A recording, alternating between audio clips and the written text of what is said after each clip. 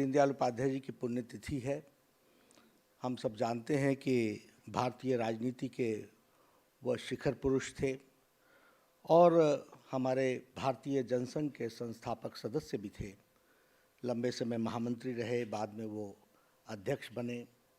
बहुत ही रहस्यमय तरीके से वो हम सबको छोड़ करके चले गए और वह रहस्य आज भी बना रहा है।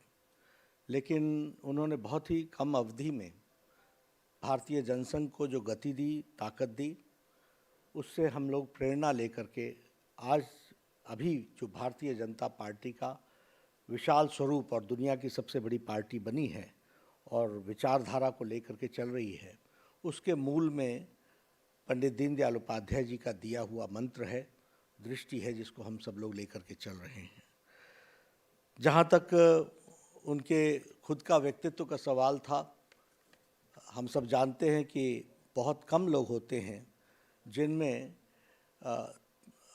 कई प्रकार के गुण होते हैं। वो बहुआयामी के धनी थे, प्रतिभा के धनी थे और एक शख्सियत ऐसे थे जिसमें राजनेता के गुण भी थे, संगठक के गुण भी थे और विचारक के गुण भी थे। 3 in 1 थे और उन्होंने हम सब लोगों को, संगठन को भी मजबूत किया, विचार भी दिया और साथ ही साथ राजनेता के तरीके से नेतृत्व भी उन्होंने प्रदान किया। हम सब जानते हैं कि उन्होंने एकात्म मानववाद का मंत्र दिया, जिसको लेकर हम सब लोग, हमारी सरकारें, हमारा नेतृत्व उसको लेकर के आगे बढ़ा है। ऐसे अटल जी के शब्दों में कहें तो राजनीति उनके लिए साध्य था, साधन था, साध्य नहीं था। वो साधन के रूप में उसको इस्तेमाल किया उन्होंने और इसी बात को वो आगे बढ़ाते चले गए। हम सब लोगों ने अपनी सरकारों में अंत्योदय को आगे बढ़ाया और प्रधानमंत्री नरेंद्र मोदी जी ने उसी को साकार करते हुए जो मंत्र आगे दिया सरकार में, सबका साथ, सबका विकास, सबका विश्वास, ये उसी मंत्र को, अंत्योदय एकात्म मानववाद को बढ़ाते हुए, फिर चाहे वो जनधन योजना हो, आयुष्मान योजना हो, प्रधानमंत्री आवास योजना हो, प्रधानमंत्री किसान सम्मान निधि हो, सौभाग्य योजना हो, उजाला योजना हो, उज्ज्वला योजना हो, ये सारी योजनाएं अंतिम व्यक्ति को ताकत देने का काम प्रधानमंत्री जी के नेतृत्व में हुआ है। इसलिए दीनदयाल उपाध्याय जी के बताए मंत्र को साकार करने का काम प्रधानमंत्री नरेंद्र मोदी जी ने बखूबी किया है और उसको दुनिया ने भी माना है और दुनिया में भी उसकी थाती बनी है। इस बात को हमको समझना चाहिए। उनका, पंडित दीनदयाल उपाध्याय जी का मानना था कि संगठन सेवा का माध्यम है और कोरोना काल में प्रधानमंत्री मोदी जी ने हम सबको एक दृष्टि दी, दिशा दी, ताकत दी और मंत्र दिया, सेवा ही संगठन है। और सेवा ही संगठन में भारतीय जनता पार्टी ने कोरोना काल में सबसे आगे बढ़ करके मानवता की सेवा के लिए एक बहुत बड़ा काम किया, आपके नेतृत्व में किया। उसका भी हमको उसमें से मार्गदर्शन मिला।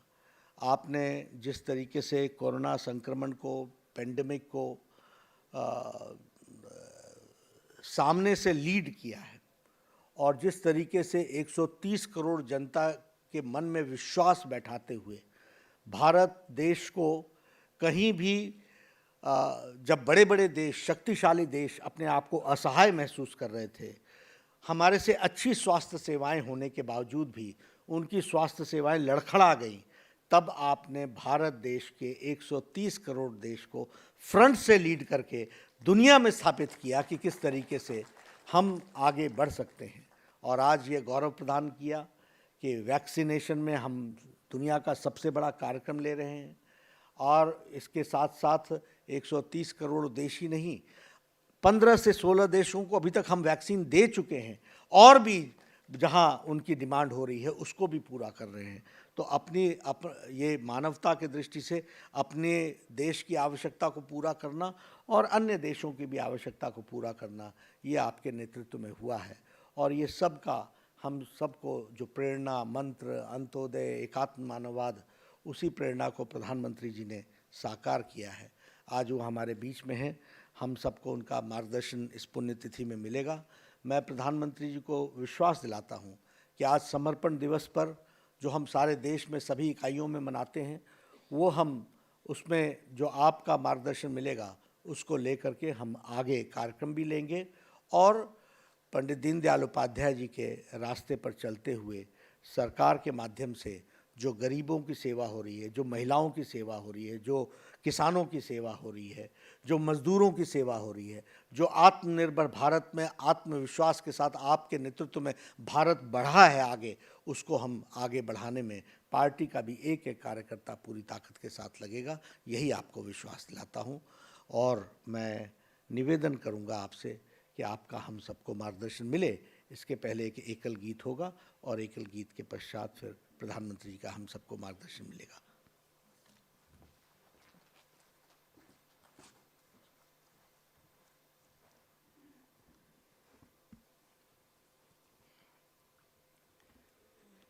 एक राष्ट्र का चिंतन मन में, एक राष्ट्र का चिंतन मन में, कोटि कोटि जनता की जय हो।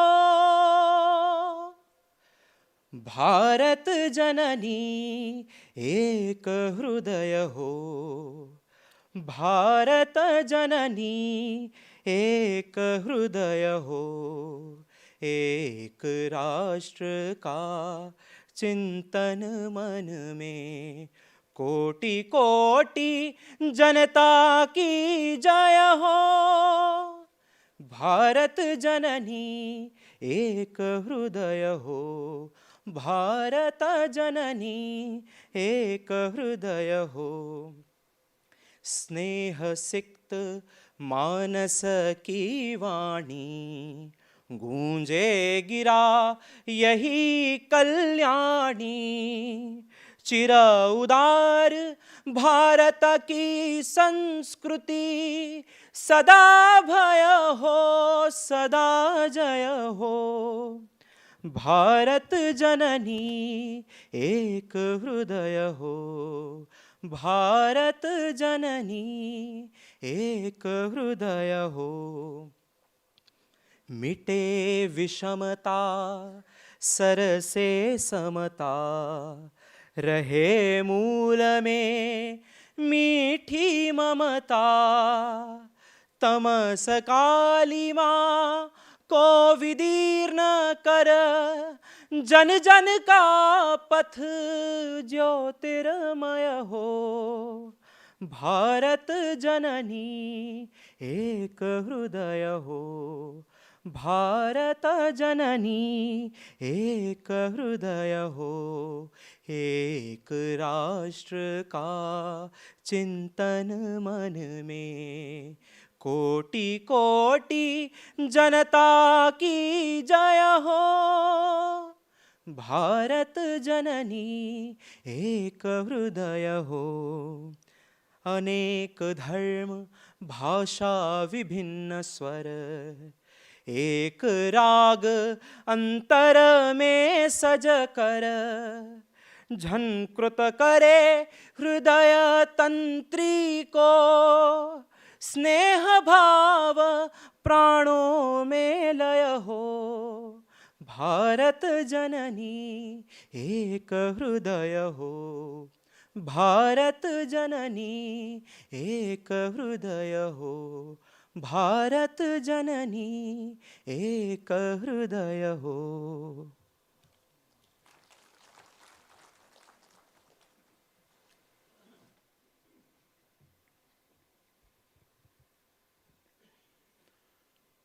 भारत माता की, भारत माता की, भारत माता की। मैं कहूँगा दीनदयाल उपाध्याय, आप कहिए अमर रहे अमर रहे। दीनदयाल उपाध्याय, दीनदयाल उपाध्याय, दीनदयाल उपाध्याय। कार्यक्रम में मेरे साथ उपस्थित भारतीय जनता पार्टी के राष्ट्रीय अध्यक्ष श्रीमान जेपी नड्डा जी, पार्टी के सभी वरिष्ठ पदाधिकारीगण और सभी माननीय सांसद, आज हम सब दीनदयाल उपाध्याय जी पुण्यतिथि पर अनेक चरणों में अपनी श्रद्धांजलि अर्पित करने के लिए एकत्र हुए हैं। पहले भी अनेकों अवसर पर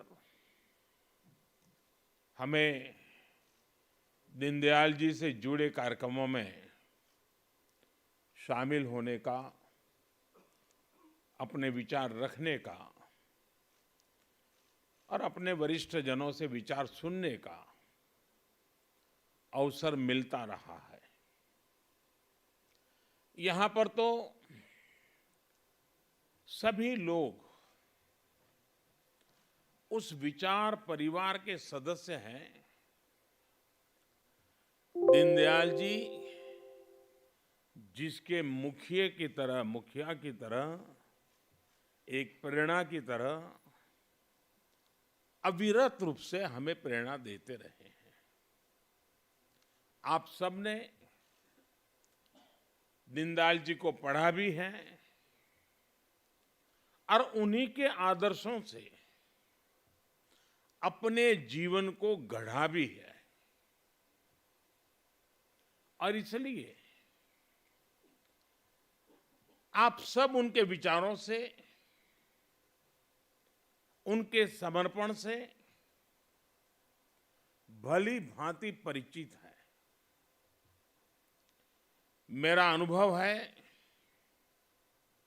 और आपने भी महसूस किया होगा कि हम जैसे जैसे दीनदयाल जी के बारे में सोचते हैं, बोलते हैं, सुनते हैं, उनके विचारों को पढ़ने का प्रयास करते हैं, हमें उनकी बातों में, उनके विचारों में हर बार एक नई ताजगी, एक नया दृष्टिकोण, एक नवीनता का अनुभव होता है। उनके विचार आज भी उतने ही प्रासंगिक है जितने तब थे और आने वाले समय में भी उतने ही आवश्यक रहेंगे जितने आज है। एकात्म मानव दर्शन का उनका विचार मानव मात्र के लिए था।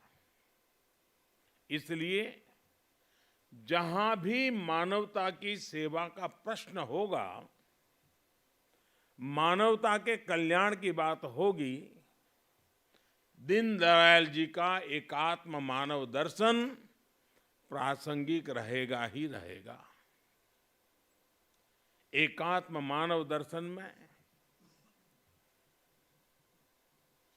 विशेष रूप से इन 3 शब्दों में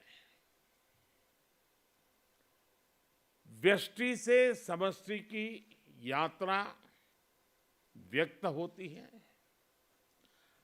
स्वार्थ से परमार्थ की यात्रा का मार्ग स्पष्ट होता है और मैं नहीं तू ही का संकल्प भी सिद्ध होता है। साथियों, हमारे यहां कहा गया है, स्वदेशे पूज्यते राजा, स्वदेशे पूज्यते राजा, विद्वान सर्वत्र पूज्यते। अर्थात सत्ता की ताकत से आपको सीमित सम्मान ही मिल सकता है। जहां सत्ता की ताकत प्रभावी होगी वहीं सम्मान मिलेगा, लेकिन विद्वान का सम्मान हर जगह होता है। दीनदयाल जी इस विचार के साक्षात जीता जागता उदाहरण है। उनका एक एक विचार उनके एक एक शब्द उन्हें पूरी दुनिया में एक विलक्षण व्यक्तित्व बना देते हैं। सामाजिक जीवन में एक नेता को कैसा होना चाहिए, भारत के लोकतंत्र और मूल्यों को कैसे जीना चाहिए, दीनदयाल जी इसके भी बहुत बड़ा उदाहरण है। एक और वो भारतीय राजनीति में एक नए विचार को लेकर आगे बढ़ रहे थे, वहीं दूसरी ओर वो हर एक पार्टी, हर एक विचारधारा के नेताओं के साथ भी उतने ही सहज रहते थे। हर किसी से उनके आत्मीय संबंध थे। उन्होंने अपनी पॉलिटिकल डायरी लिखी थी, जिसमें नेहरू जी की सरकार की सुरक्षा के संबंध में, खाद्य नीतियों के संबंध में, कृषि नीति के संबंध में खुल करके तथ्यपरक आलोचना की थी, बहुत ही क्रिटिसाइज किया था। लेकिन जब उन्होंने अपनी इस डायरी को प्रकाशित किया पुस्तक के रूप में, तो इसका प्राकथन उन्होंने कांग्रेस नेता और यूपी के मुख्यमंत्री रहे श्रीमान संपूर्णानंद जी से ही लिखवाया। संपूर्णानंद जी ने अपनी टिप्पणी में एक बहुत ही प्रभावी लाइन लिखी है। उन्होंने लिखा है, ये पुस्तक फ्यूचर रीडर्स के लिए एक साइकोलॉजिकल ग्लो है।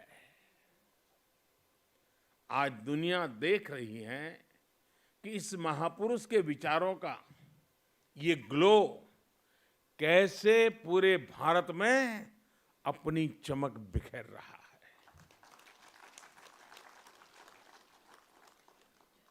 साथियों, हमारे शास्त्रों में कहा गया है,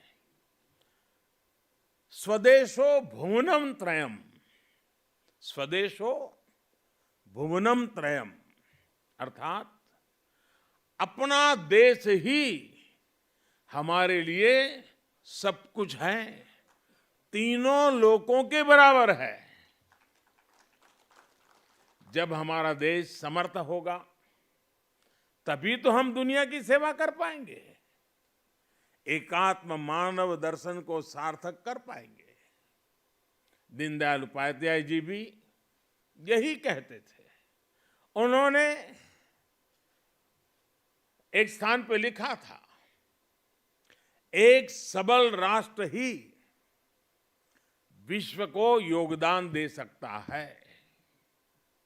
यही संकल्प आज आत्मनिर्भर भारत की मूल अवधारणा है। इसी आदर्श को लेकर ही देश आत्मनिर्भरता के रास्ते पर आगे बढ़ रहा है। कोरोना काल में देश ने अंत्योदय की भावना को सामने रखा और अंतिम पायदान पर खड़े हर गरीब की चिंता की। आत्मनिर्भरता की शक्ति से देश ने एकात्म मानव दर्शन को भी सिद्ध किया, पूरी दुनिया को दवाएं पहुंचाई और आज दुनिया को वैक्सीन भी पहुंचा रहा है। साथियों, देश की एकता अखंडता के लिए भी आत्मनिर्भरता की जरूरत पर दीनदयाल जी ने विशेष जोर दिया था। 1965 में भारत पाक युद्ध के दौरान भारत को विदेशों से हथियार के लिए निर्भर रहना पड़ता था और दीनदयाल जी ने कहा था कि हमें सिर्फ अनाज में ही नहीं बल्कि हथियार और विचार के क्षेत्र में भी भारत को आत्मनिर्भर बनाना होगा। उनके इस विजन को पूरा करने के लिए भारत आगे बढ़ रहा है। आज भारत में डिफेंस कॉरिडोर बन रहे हैं, स्वदेशी हथियार बन रहे हैं और तेजस जैसे फाइटर जेट्स भी हवा में उड़ान भर रहे हैं। हथियार के क्षेत्र में आत्मनिर्भरता से अगर भारत की ताकत और भारत की अर्थव्यवस्था मजबूत हो रही है, तो विचार की आत्मनिर्भरता से भारत आज दुनिया के कई क्षेत्रों में नेतृत्व दे रहा है। आज भारत की विदेश नीति दबाव और प्रभाव से मुक्त होकर राष्ट्र प्रथम के नियम से चल रही है। नेशन फर्स्ट, प्रकृति के साथ सामंजस्य का दर्शन दीनदयाल जी ने हमें दिया था। भारत आज इंटरनेशनल सोलर अलायंस का नेतृत्व करके दुनिया को वही राह दिखा रहा है। साथियों, दीनदयाल उपाध्याय जी ने दुनिया की किसी भी सोच के प्रभाव में अपने विचारों को नहीं गढ़ा था, इसलिए उनके विचारों में एक मौलिकता थी। भारत की भावना, भारत का मानस, भारत के मूल्य, वेद से विवेकानंद तक की भारत की चिंतन यात्रा, ये सारी बातें दीनदयाल जी के चिंतन में झलकती थी। इसलिए वो एक ऐसी अर्थव्यवस्था की बात करते थे जिसमें पूरा भारत शामिल हो, जिसमें पूरे भारत की विविधता झलके। लोकल इकोनॉमी पर विजन इस बात का प्रमाण है कि उस दौर में भी उनकी सोच कितनी प्रैक्टिकल और व्यापक थी। आज वोकल फॉर लोकल के मंत्र से देश इसी विजन को साकार कर रहा है।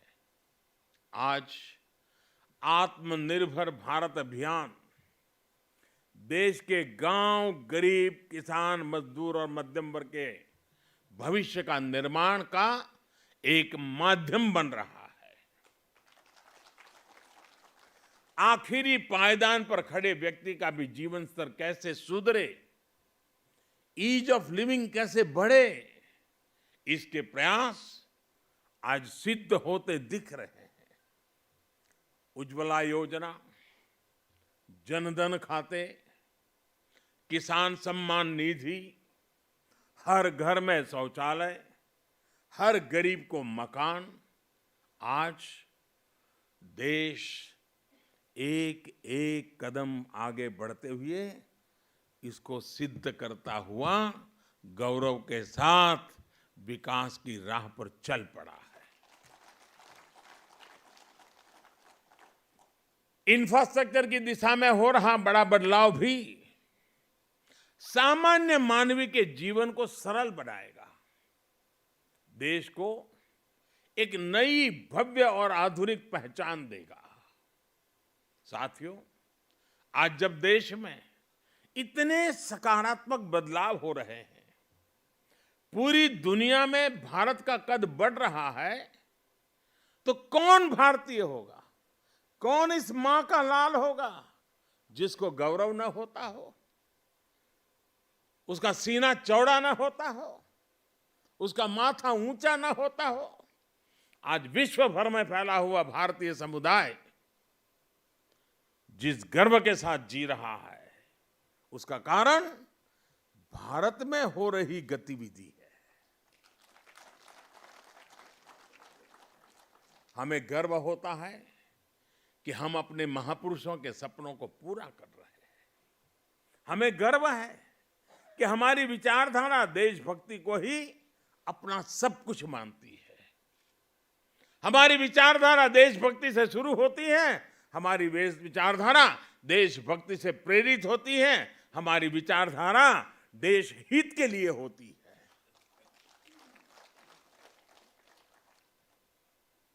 हम उसी विचारधारा में पले हैं जो विचारधारा राष्ट्र प्रथम, नेशन फर्स्ट की बात करती है। ये हमारी विचारधारा है कि हमें राजनीति का पाठ राष्ट्र नीति की भाषा में पढ़ाया जाता है। हमारी राजनीति में भी राष्ट्र नीति सर्वोपरि है। हमें राजनीति और राष्ट्र नीति में से एक स्वीकार करना होगा, तो हमें संस्कार मिले हैं राष्ट्र नीति को स्वीकार करना, राजनीति को नंबर 2 पे रखना। हमें गर्व है कि हमारी विचारधारा सबका साथ, सबका विकास, सबका विश्वास की बात करती है, उस मंत्र को जीती है। आप देखिए, हमारी पार्टी ने अपनी सरकारों में ऐसी कितनी ही उपलब्धियां हासिल की हैं जिन पर आपको गर्व होगा, आने वाली पीढ़ियों को गर्व होगा।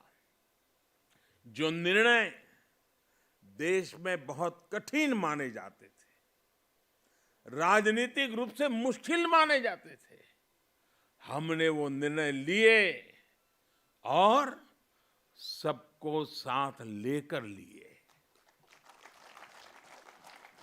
उदाहरण के तौर पर देश में नए जनजाति कार्य मंत्रालय का गठन, जनजाति समुदाय को हमारे आने के बाद थोड़ा था, पहले भी था, लेकिन उस मंत्रालय का, अलग मंत्रालय का गठन भाजपा की ही सरकार में हुआ है। ये भाजपा का सरकार की ही देन है कि पिछड़ा आयोग भी उसको संवैधानिक उसको दर्जा मिल सका, संवैधानिक स्टेटस हमारे यहाँ मिल सका। और ये भाजपा की ही सरकार है जिसने सामान्य वर्ग के गरीब लोगों को भी आरक्षण देने का काम किया। और आप देखिए, देश में जब भी ऐसे कोई काम हुए हैं, तनाव पैदा हुआ है, संघर्ष हुआ है, समाज बढ़ गया है, उसी काम को हमने मेल जोल प्यार के वातावरण में किया है, क्योंकि राष्ट्र नीति सर्वोपरि है, राजनीति एक व्यवस्था है। राज्यों का विभाजन देख लीजिए, राज्यों का विभाजन जैसा काम राजनीति में कितने रिस्क का काम समझा जाता था, इसके उदाहरण भी हैं। अगर कोई नया राज्य बना तो देश में कैसे हालत बन जाते थे, लेकिन जब भाजपा की सरकार ने 3 नए राज्य बनाए तो हर कोई हमारे तौर तरीकों में दीनदयाल जी के संस्कारों का प्रभाव स्पष्ट देख सकता। उत्तर प्रदेश से उत्तराखंड का निर्माण हुआ, झारखंड बिहार से बनाया गया और छत्तीसगढ़ को मध्य प्रदेश से अलग आकार दिया गया। लेकिन उस समय हर राज्य में उत्सव का माहौल था, न कोई शिकायत थी, न कोई गीला शिकवा था, आनंद ही आनंद था, दोनों तरफ आनंद था। हमारी सरकार ने लद्दाख, करगिल को अलग केंद्र शासित राज्य का दर्जा दिया है और वहां जी भी उत्सव का ही वातावरण है। इसी तरह जम्मू कश्मीर और वहां के लोगों की आकांक्षाओं को भी हम पूरी तरह साकार करने में पर जुटे हैं। उसी प्रकार से सेलवास और दमन दमन अलग थे, हमने उसको जोड़ दिया, दोनों तरफ आनंद है। अगर उनकी नई रचना की तो भी आनंद है और सम्मिलित किया तो भी आनंद है, क्योंकि हमारी प्रेरणा राष्ट्र नीति है। राजनीतिक स्वार्थ के लिए हम निर्णय नहीं करते हैं और इसका असर जन सामान्य के मन पर होता है। साथियों, हम राजनीति में सर्वसम्मति को महत्व देते हैं। हम सहमति के प्रयास को करते करते सर्वसम्मति तक जाना चाहते हैं। दीनदयाल जी कभी भी राजनीतिक अस्पृश्यता में विश्वास नहीं रखते थे। और आपको याद होगा, जब मैं 2014 में आया तो मुझे सदन में एक बार बोलने का मौका मिला, तब मैंने सदन में कहा था और बड़ी जिम्मेवारी के साथ कहा था और बड़े कन्विक्शन के साथ कहा था। जो इस कन्विक्शन को हम लोग जीते हैं, हमें संस्कार में मिले हैं। और मैंने पार्लियामेंट में कहा था कि बहुमत से सरकार चलती है, बहुमत से सरकार तो चलती है, लेकिन देश तो सहमति से चलता है, सर्वसम्मति से चलता है। और हम सिर्फ सरकार चलाने नहीं आए हैं, हम तो देश को आगे ले जाने के लिए आए। हमारे राजनीतिक दल हो सकते हैं, हमारे विचार अलग अलग हो सकते हैं, हम चुनाव में पूरी शक्ति से एक दूसरे के खिलाफ लड़ते हैं, पर इसका मतलब ये नहीं कि हम अपने राजनीतिक विरोधी का सम्मान न करें। आपने देखा होगा प्रणब मुखर्जी साहब, हमें भारत रत्न देने में गर्व हुआ। वे कोई हमारी पार्टी के नहीं थे, हमारे आलोचक थे। अभी आसाम में तरुण गोगोई जी, नागालैंड में एमसी जमीर जी, ये सारे हमारे राजनीतिक विचार थे, हमारे राजनीतिक दल से कोई लेना देना नहीं था।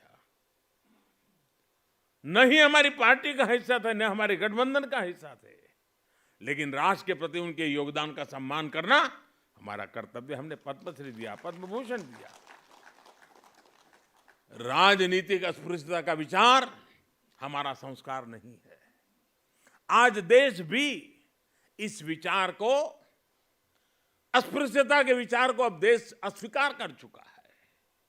हां, ये बात जरूर है कि हमारी पार्टी में वंशवाद को नहीं, कार्यकर्ता को महत्व दिया जाता है।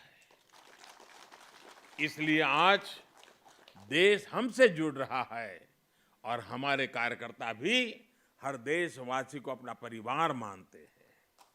कहीं कोई आपदा आती है तो हमारे करोड़ों कार्यकर्ता अपना सब कुछ छोड़कर वहां पहुंच जाते हैं। कोरोना जैसा इतना बड़ा संकट आया, दुनिया में हर कोई अपने जीवन के लिए डरा हुआ था, लेकिन हमारे करोड़ों कार्यकर्ताओं ने अपना दायित्व समझकर दिन रात एक कर दिया। राष्ट्रीय अध्यक्ष जी ने पार्टी कार्यकर्ताओं से आह्वान किया था कि सरकार के साथ साथ वो भी अपनी जिम्मेदारी निभाएं। हर कार्यकर्ता ने सेवा के संकल्प को राष्ट्रव्यापी मिशन बना दिया था। और मैं पार्टी का आभारी हूं, राष्ट्रीय अध्यक्ष जी का आभारी हूं कि मुझे वीडियो कॉन्फ्रेंस के माध्यम से देश भर के कार्यकर्ताओं के साथ इस कोरोना कालखंड में उन्होंने जो सेवा कार्य किए उसका वृत्त सुनने का अवसर मिला था। हमारे कार्यकर्ताओं ने कैसे कैसे संकटों को, रिस्क को उठाया था और कितने जी जान से उन्होंने गरीबों की सेवा की थी। किसी गरीब के घर में चूल्हा न जले, कोई गरीब रात को भूखा न सोए, इसके लिए भारतीय जनता पार्टी का गांव गांव में कार्यकर्ता दिन रात लगा रहा था। मैं देख रहा था कि जब हमारे श्रमिक बंधु अफवाहों के चलते, भय के चलते और कुछ लोगों की राजनीतिक इरादों के चलते जब शहरों को छोड़ करके, रोजी रोटी छोड़ करके गांव की ओर चल पड़े थे, तब भारतीय जनता पार्टी के कार्यकर्ता राह पर खड़े रह करके उनको जूते तक देने की चिंता करते थे, उनकी दवाई की चिंता करते थे, उनके पानी की। ये सारा वृत्त मैं सुन रहा था, मेरे मन को छू रहा था और कार्यकर्ताओं के इस परिश्रम से मुझे भी काम करने की प्रेरणा मिलती थी। इस अभियान में किसी ने वोट बैंक की चिंता नहीं की। ये नहीं सोचा कि किसका वोट हमें मिलता, किसका नहीं मिलता। साथियों, हमारी पार्टी, हमारी सरकार आज महात्मा गांधी के उन सिद्धांतों पर चल रही है जो हमें प्रेम और करुणा के पाठ पढ़ाते हैं। हमने बापू की 150वीं जन्म जयंती भी बनाई और उनके आदर्शों को अपनी राजनीति में, अपने जीवन में भी उतारा। हमारी सरकार ने हमारे महापुरुषों को भी राजनीतिक समीकरण के चश्मे से कभी नहीं देखा। जिन स्वाधीनता सेनानियों की उपेक्षा होती रही, उन्हें हमने सम्मान दिया। ये हमारी ही सरकार है जिसने नेताजी को वो सम्मान दिया जिसके वो हकदार थे। उनसे जुड़ी हुई फाइल्स को खोला, लाल किले पर झंडा फहराने का काम नेताजी की स्मृति में करना शायद किसी और शासन में कोई सोच नहीं सकता था। अंडमान निकोबार में नेताजी को याद कर करके उस द्वीप समूह में एक का नाम नेताजी के नाम से कर देना, शायद किसी और सरकार में कोई सोच नहीं सकता। सरदार पटेल की दुनिया की सबसे बड़ी प्रतिमा बनाकर हमने उन्हें श्रद्धापूर्वक नमन किया है। देश की एकता के मंत्र को आने वाली पीढ़ियों को प्रेरणा के रूप में उस जगह से चेतना मिलती रहे, उस रूप में उस परिसर को खड़ा किया गया है। और मैं तो मेरे सभी सांसदों को चाहूंगा कि कभी न कभी अपने कार्यकर्ताओं की टोली बना करके जरूर उस स्थान पर जाइए, कम से कम एक रात वहां बिताइए। और दूसरा, मैं हमारे सभी सांसदों से आग्रह करूंगा, जब भी मौका मिले अपने कार्यकर्ता और अपने साथियों के साथ काशी जाकर के, काशी के निकट में ही जहां पंडित दीनदयाल जी ने अपना अंतिम सांस लिया था, जहां एक स्मारक उत्तर प्रदेश सरकार ने बनाया है, देखने जैसा स्मारक बनाया है। दीनदयाल जी की भव्य प्रतिमा वहां रखी है। वो इतना बढ़िया परिसर बना है, हम लोगों के लिए बड़ा एजुकेटिव है। आप जरूर कभी, काशी से कोई ज़्यादा दूर नहीं है, बाय रोड आप चले जा सकते हैं और वहाँ एक बार हो आइए। हमारे लिए सारे तीर्थ क्षेत्र हैं और हम लोगों ने कभी न कभी मौका लेकर के वहाँ जाना चाहिए। आप देखिए, जिस जगह पे हम बैठे हैं, बाबा साहब आम्बेडकर की स्मृति में बना हुआ है भवन, क्या कोई और सरकार बनाती क्या? ये हमारे संस्कार हैं जो हमें इस काम करने के लिए प्रेरित करते हैं। बाबा साहब आम्बेडकर को भी भारत रत्न तब मिला जब बीजेपी के समर्थन से सरकार बनी थी। इन कार्यों का भाजपा को, हम सभी को बहुत गर्व है।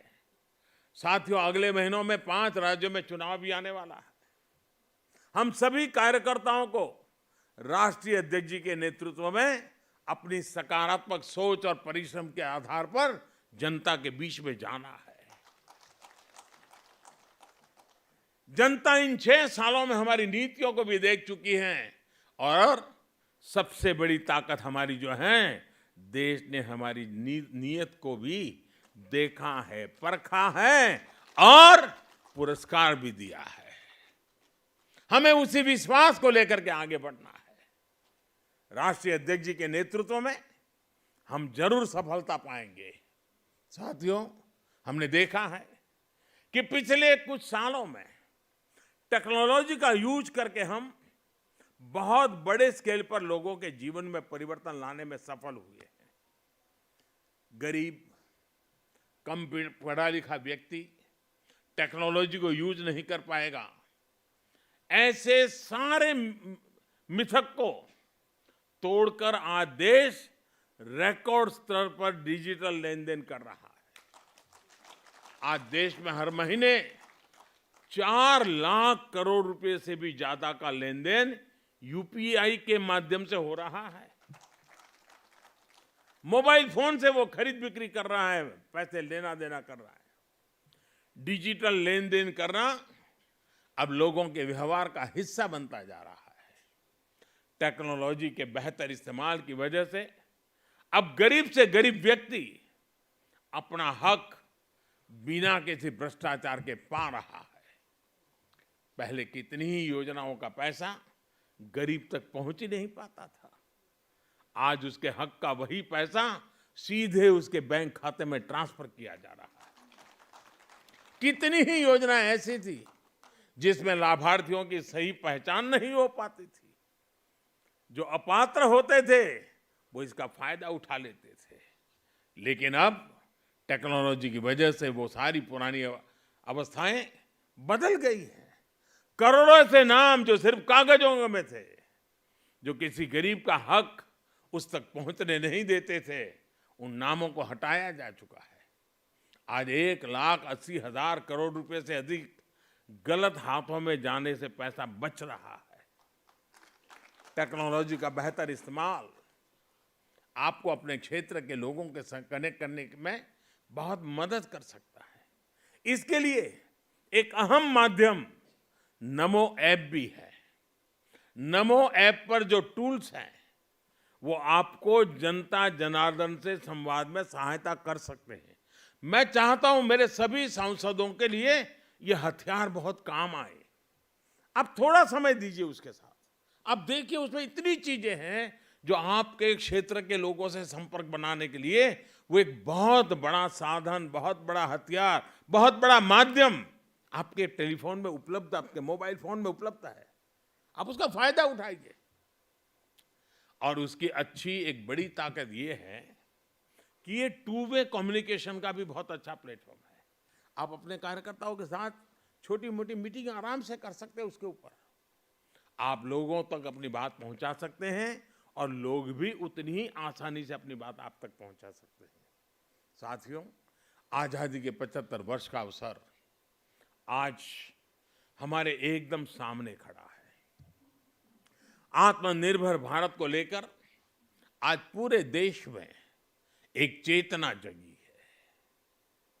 मैं आपसे आग्रह करूंगा, पार्टी की हर इकाई, देश में भी, राज्यों में भी, जिले में भी और पोलिंग बूथ तक, हर इकाई आजादी के 75 साल निमित्त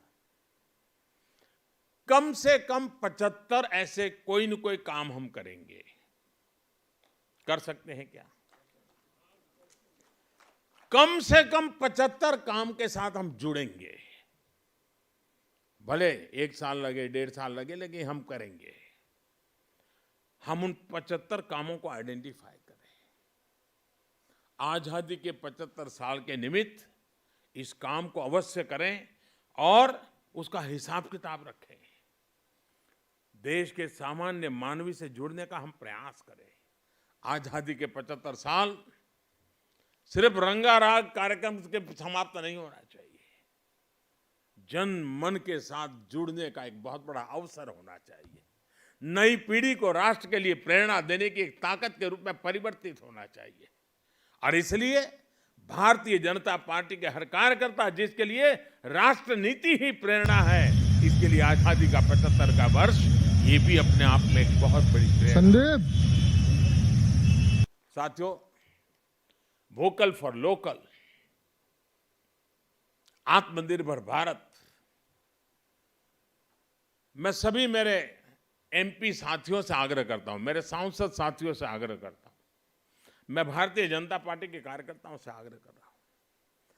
जो राह हमें दीनदयाल जी ने सिखाई थी, उस राह पर चलने के लिए हम कहीं से कुछ तो सोचें। एक काम आप कर सकते हैं क्या? कठिन है लेकिन करना है। मैं कहूंगा तो आपको लगेगा कि तो बहुत सरल है, लेकिन फिर भी मैं कहता हूं बहुत कठिन है। परिवार के आपके अपने सदस्य सब बैठ करके, उसमें भी आपके नौजवान बेटे बेटी, भाई बहन जो भी हो, उनके साथ बैठ करके एक काम कीजिए। एक अच्छी सी डायरी लेकर के लिखिए, सुबह उठने से रात को सोने तक जिन जिन चीजों का उपयोग करते हैं, उसमें से कितनी हिंदुस्तान की हैं और कितनी बाहर की हैं, जरा सूची बनाइए।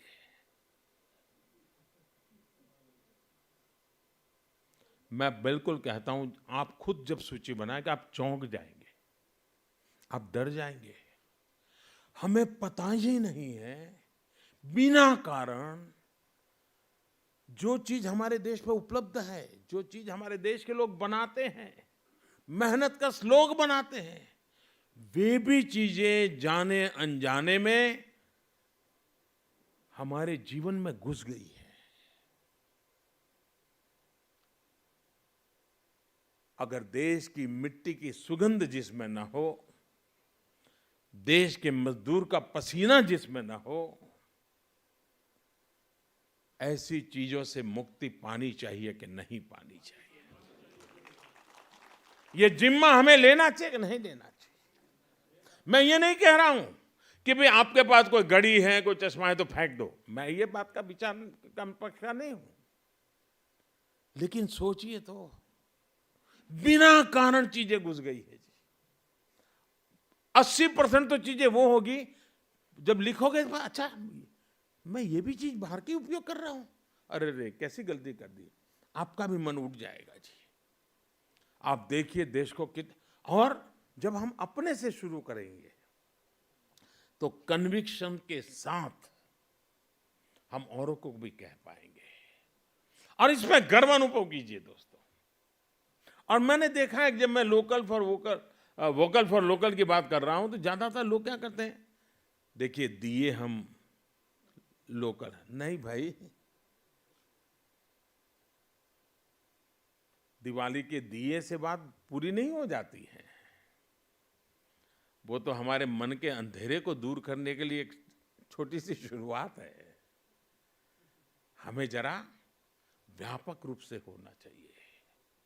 साथियों, दीनदयाल जी ने हमें जो संस्कार दिए, ये समाज के प्रति हमारी जो संवेदना होती है, उस संवेदना का सामर्थ्य कितना होता है। अब देखिए सरकारें इतनी आई है, कुछ काम हम ऐसे कर रहे हैं जिसमें आपको वो बात नजर आएगी। जैसे मैंने अभी कई चीजें बताई, शौचालय का सोचने का विचार एकात्म मानव दर्शन के कारण आता है जी, सबका साथ सबका विकास का मंत्र से आता है। आपने देखा होगा कि सरकार ने काम किया, हमारे देश में भाषाएं तो अलग अलग है और हम अलग अलग भाषाओं के कारण अपने अपने दुनिया में जीते भी हैं, ये हमारी विविधता अपनी ताकत भी है। लेकिन क्या कारण है कि हमारे देश में ये जो हमारे मुक बधिर भाई बहन होते हैं, हमारे दिव्यांग होते हैं, उनके लिए भी आजादी के इतने सालों के बाद भी हम कॉमन साइन लैंग्वेज नहीं बना पाए थे। तमिलनाडु के एक मुक बधिर जिस लैंग्वेज को जानता था, दिल्ली का बच्चा वो नहीं जानता था। जो बंगाल का जानता था वो गुजरात का नहीं जानता। क्यों? हर एक ने अपने अपने तरीके से साइनेज डेवलप की थी। इस सरकार की संवेदनशीलता देखिए कि हमने मेहनत करके अब पूरे देश में एक ही प्रकार के साइनेज से वो समझ पाता है, ये शिक्षा शुरू की। इसमें देश की एकता का भी मुद्दा है, सरलता का भी मुद्दा है। यूं तो लगने वाली चीज बहुत छोटी है, लेकिन देश में छोटे छोटे लोगों की चिंता करने से ही देश बड़ा बनता है। कोई चीज छोटी नहीं होती है, कोई काम छोटा नहीं होता है, कोई व्यक्ति छोटा नहीं होता है। किसी आवश्यकता हमें छोटी लगती हो, लेकिन उसकी जिंदगी में वो बहुत बड़ी होती है। ये जो है ना एकात्म मानव दर्शन का एक रूप है, और इसलिए हम लोगों का काम है कि हम कैसे करें। पंडित दीनदयाल जी के जीवन को देखें, सादगी, परिश्रम, ये बातें हमें बहुत उभर करके सामने आती है। मुझे पंडित दीनदयाल जी को देखने का सौभाग्य नहीं मिला है, उनके दर्शन करने का मुझे सौभाग्य नहीं मिला है, लेकिन जितना सुना है, जितना पढ़ा है, कहते हैं कि जब वो भारत में यात्रा करते थे, संगठन के लिए काम करते थे, पार्टी के पास आरक्षण के पैसे नहीं होते थे ट्रेन में, तो ट्रेन में जहाँ टॉयलेट होता है उसके बगल में अपना बिस्तर रख करके बैठे रहते थे। 24-24 घंटे यात्रा कर करके किसी कार्यकर्ता के यहाँ पहुँचते थे। ये परिश्रम कर करके इस पार्टी बनी है जी। अनेक लोगों ने उस प्रकार का जीवन जिया है। हम लोग तो भाग्यशाली हैं कि आज हमें हमारे नसीब में सब आया है, लेकिन 3-3, 4-4 पीढ़ियों के अखंड एक निष्ठ पुरुषार्थ का परिणाम है कि आज ये वट वृक्ष बना है। और ये साधना कम नहीं है जी। आप भी अपने इलाकों में देखोगे ऐसे कई परिवार मिलेंगे जो 3-3, 4-4 पीढ़ी लगी है और उन्होंने कभी कुछ पाया नहीं है, लिया भी नहीं, मांगा भी नहीं है। उनके सम्मान की चिंता हम लोगों का दायित्व है। हम एक परिवार है, हमारे संस्कार है। मैं इस कोरोना काल में, क्योंकि मैं पहले संगठन का काम करता था, तो मैं देश भर में सभी लोगों से ज्यादातर परिचित रहा। बीच में ये गुजरात मुख्यमंत्री बन गया तो थोड़ा मेरा संपर्क कम भी हो गया, लोग भी बदल गए। लेकिन मैंने इस कोरोना काल में सुबह हर दिन 25-50 लोगों से फोन पर बात करने का एक कार्यक्रम बनाया मैंने। और जो भी बड़ी आयु के हैं, 70-75 के आयु के आसपास के पुराने लोग, सबको फोन करके उनके आशीर्वाद मांगता था। आप कल्पना कर सकते हैं, आप में से क्षेत्र में कई लोग होंगे जिनको पास मेरा फोन गया होगा। वे इतने आशीर्वाद देते थे, कोई शिकायत नहीं करते थे।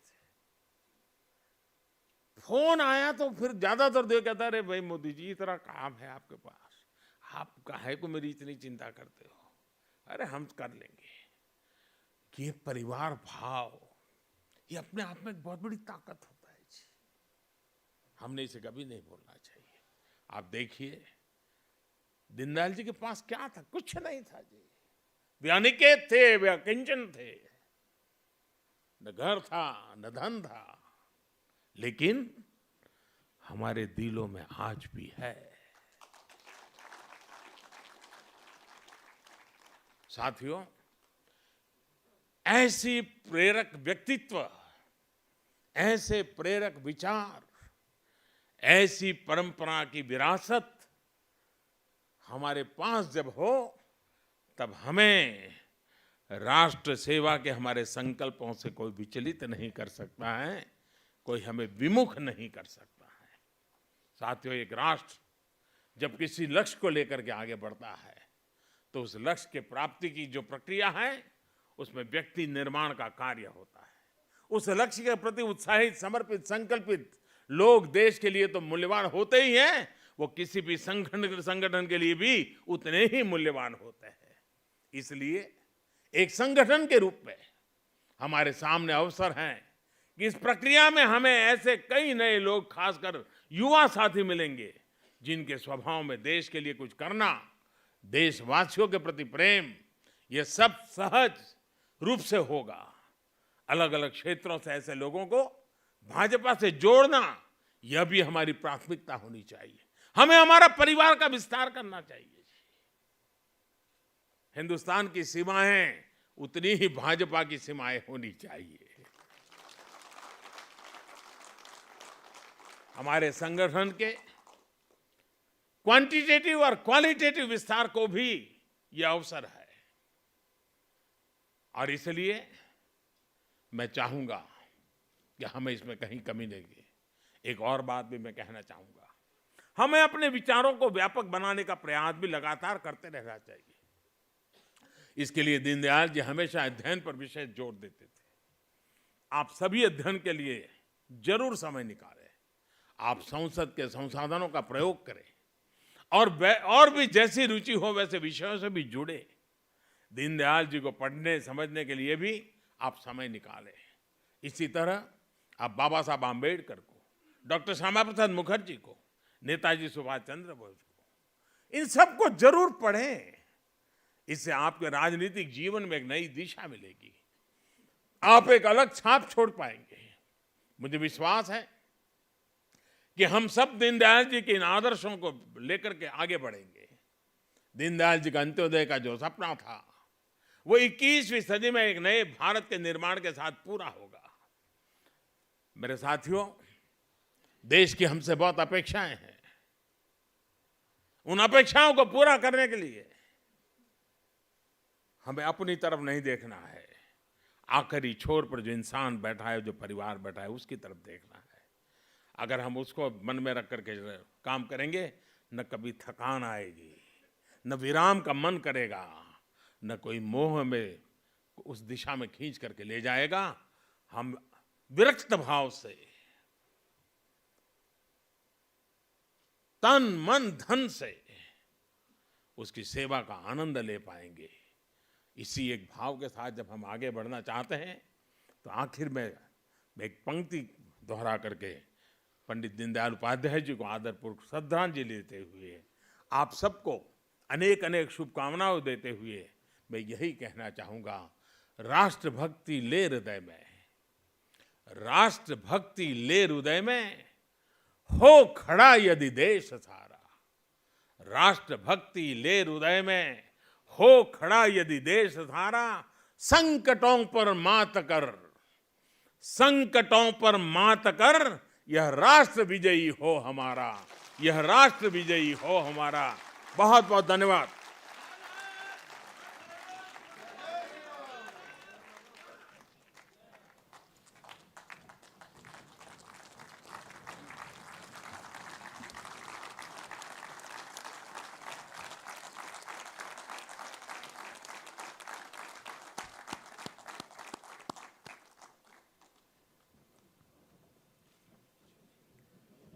तो धन्यवाद।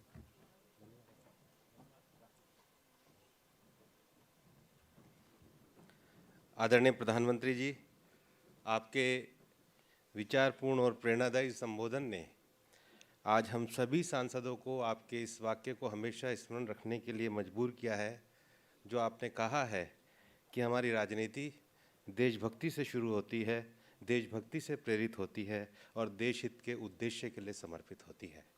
अपने इस कार्यक्रम के समापन में मैं लोकसभा के मुख्य सचेतक श्री राकेश सिंह जी को कहूँगा कि वो आकर के यहाँ धन्यवाद भाषण देवें। राकेश सिंह जी।